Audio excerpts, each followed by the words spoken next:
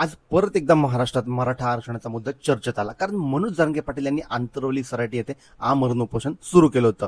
भर उन्हात बसून त्यांनी सरकारला थेट इशारा दिला होता की मागण्या पूर्ण झाल्याशिवाय माघार नाही. पण नेमकं प्रकरण काय होतं? 2021 मध्ये सर्वोच्च न्यायालयाने मराठा आरक्षण रद्द केलं होतं. त्यानंतर मराठा समाजाला ओबीसी आरक्षणाचा लाभ मिळावा यासाठी कुणबी प्रमाणपत्र हा मार्ग पुढे आला. मग जरांगे पाटील यांची मागणी आहे की ज्या मराठा कुटुंबांच्या जुन्या नोंदींमध्ये कुणबी उल्लेख सापडतो त्यांना कुणबी प्रमाणपत्र द्यावं.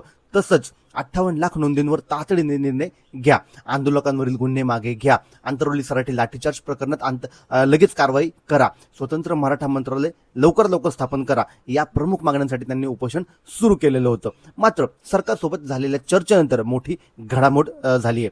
सरकारने काही मागण्यांवर सकारात्मक भूमिका घेतल्याचं सांगण्यात येत आहे. त्यानंतर मनोज जरांगे पाटील यांनी आमरण उपोषण आपलं स्थगित केलेलं आहे. म्हणजे आंदोलन संपलं का? नाही, तर जरांगे पाटील यांनी स्पष्ट केलंय की हा लढा संपलेला नाहीये. उपोषण स्थगित झालं असलं तरी मराठा आरक्षण आणि कुणबी प्रमाणपत्राचा प्रश्न अजूनही कायम आहे. आता सरकार प्रत्यक्षात काय निर्णय घेतं आणि दिलेली आश्वासनं किती पूर्ण करतं याकडे संपूर्ण महाराष्ट्राचं लक्ष लागलेलं आहे. कारण हा विषय फक्त राजकारणाचा नाहीये, तर लाखो मराठा तरुणांच्या भविष्याशी जोडलेला आहे. तुमच्या मते मराठा आरक्षणावर कायमचा तोडगा काय असू शकतो? कमेंटमध्ये नक्की सांगा.